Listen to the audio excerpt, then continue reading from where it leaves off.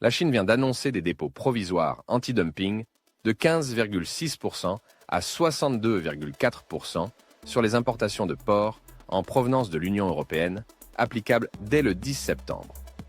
Mesure technique ou nouvel épisode du bras de fer commercial entre Pékin et Bruxelles.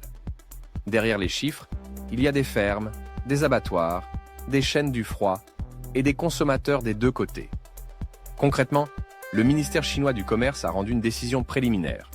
Les importateurs devront verser à la douane un dépôt en espèces, plus faible pour les entreprises jugées coopérantes, beaucoup plus élevé pour les autres.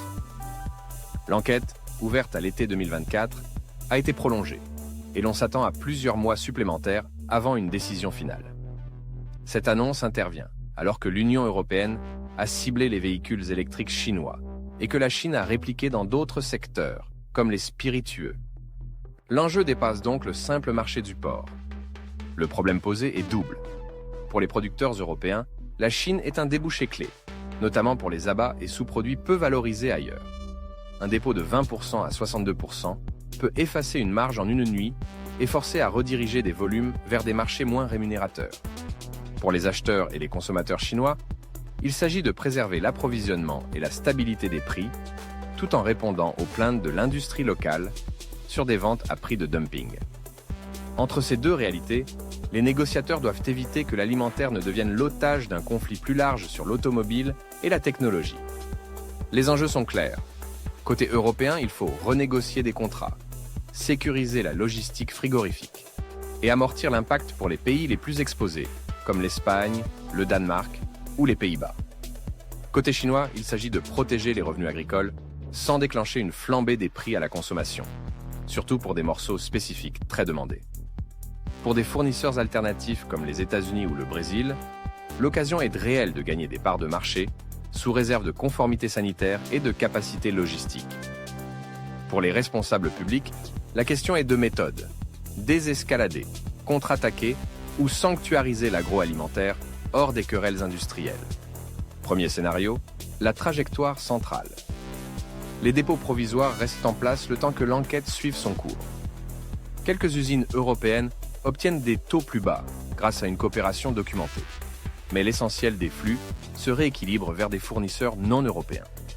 Les exportateurs de l'Union européenne redirigent une partie des volumes vers d'autres régions, avec une pression accrue sur les prix. L'impact côté chinois se traduit par des ajustements de l'offre, sans choc majeur sur le panier du consommateur. Deuxième scénario, la désescalade maîtrisée. Des discussions techniques aboutissent à un resserrement du champ de l'enquête ou à un abaissement de certains taux. Des signaux positifs dans les dossiers parallèles, véhicules électriques, spiritueux, facilitent un compromis. Calendrier clarifié, dépôt réduit pour les entreprises vérifiées, engagement sur la transparence des coûts. Les échanges se normalisent progressivement et les acteurs retrouvent de la visibilité pour la fin d'année. Troisième scénario, la spirale conflictuelle. Les droits définitifs s'alignent sur les niveaux provisoires les plus élevés, d'autres procédures s'ouvrent dans l'agroalimentaire et l'Union européenne répond sur de nouveaux secteurs. Les exportations européennes de porc se déversent sur des marchés tiers déjà saturés, tirant les prix vers le bas, tandis que la Chine enregistre des à-coups de prix sur certains abats et accélère ses achats auprès d'alternatives extra-européennes.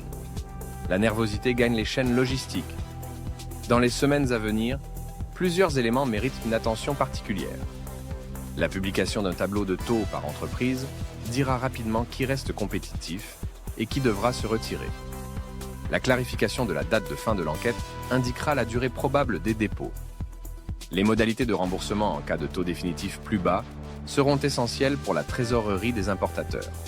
Enfin, les statistiques d'importation chinoise révéleront la vitesse des détournements d'approvisionnement et l'identité des bénéficiaires.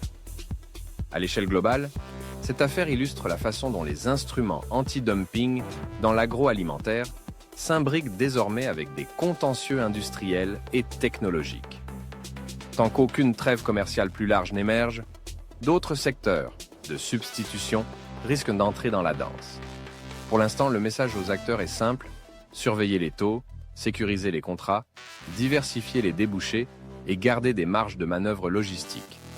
Et vous, Si vous étiez aux commandes pour une journée, choisiriez-vous de négocier, de riposter ou de protéger l'alimentaire des autres conflits commerciaux?